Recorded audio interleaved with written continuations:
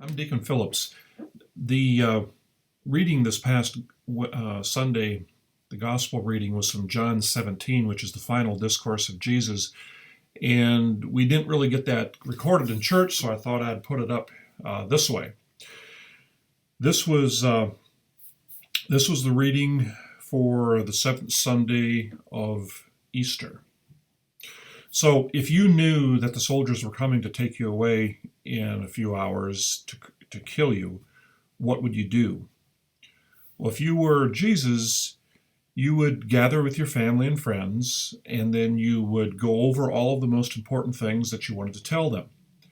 You tell them you love them, you tell them what a safe deposit key was, you tell them how to keep the family business going, or in this case, his church. So John spends about 4 chapters going through this extensive list of things that Jesus talks about in his final discourse. But at the very end of his discourse, he has his most important thing he wants to tell them. And Jesus knew our human nature.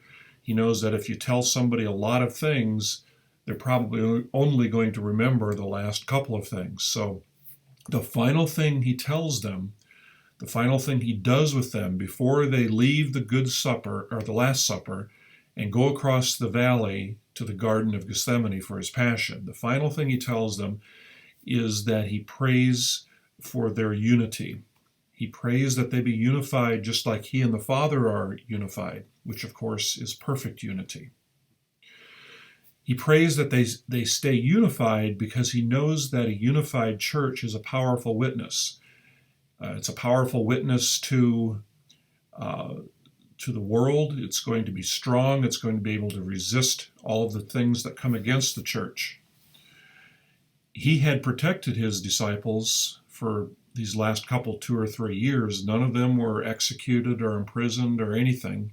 He was able to protect them, but he was leaving the world physically, and he needed them to be able to take care of themselves. So he knows that by staying unified, they're going to be able to survive better, and the church is going to thrive. An ununified church, which is what we have today, that's splintered into thousands and tens of thousands of denominations, is a very weak witness to the world. It's kind of a joke to non-Christians because they look at us Christians and they go, why should we worship this Jesus that you worship? You can't even agree on the basic things about him. You can't agree on how to worship him. So it really weakens us. So Jesus prays that they be consecrated in the truth, and of course he is the truth, so he prays that they be consecrated. A couple of hundred years after Jesus, the church faces its greatest test, which was the heresy of Arianism. The Arians taught that Jesus was not really God, but he was a super being that had been created by God. And it took some powerful preaching and writing and basically a civil war in the church to settle that heresy in favor of Jesus being God as we understand it today. Then a couple hundred years after that, there's another big heresy called Pelagianism, which taught that we can earn our salvation. There's no original sin. We can earn our salvation by being good people. And that heresy was put down. And there were dozens of other smaller heresies.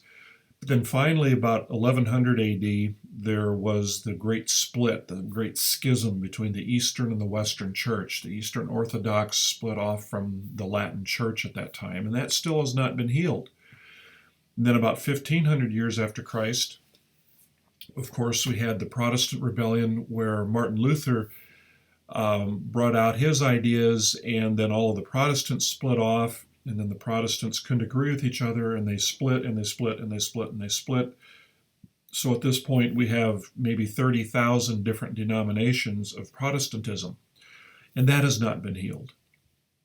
About 50 years ago, we had the people who could not, the Catholics actually, who could not accept the teachings of Vatican II, and they split off, and that's not been healed. And even today, we have bishops and cardinals who are arguing with each other publicly over doctrines of the church that we've taught for 2,000 years, and now all of a sudden they're arguing about whether these things can or should be changed. So we still have disunity in the church. And it can be discouraging because Satan is always looking for a leverage point to split us apart, because he knows when we're split up, we're not strong, and that increases his chances. If he can get a wedge between us using our tendency towards sin, using our tendency towards pride, towards rationalization of what we want to believe, that he has a fighting chance to break us up.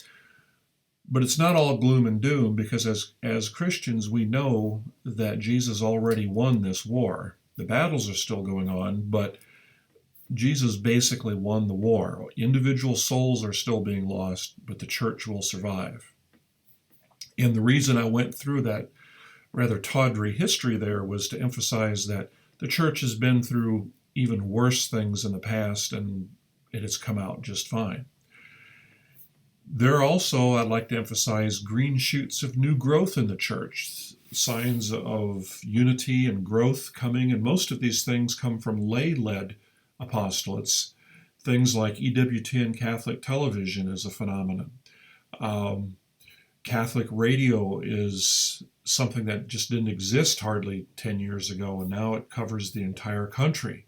They're spreading the faith. Focus missionaries, young missionaries who go to our college campuses and preach the faith and save our Catholic children and help to convert other kids to the faith.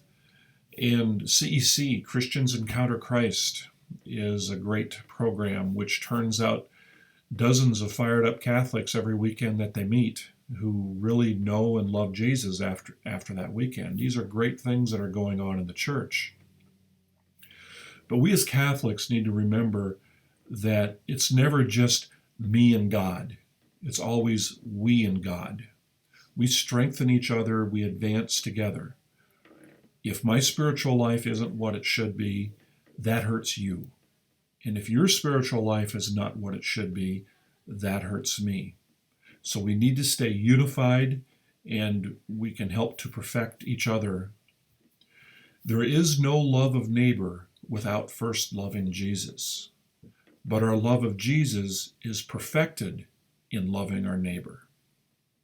So we need to start by working for and praying for unity and peace in our families. We need to work and pray for unity and peace in our parishes, in our dioceses, and in the worldwide church, in our country, everywhere.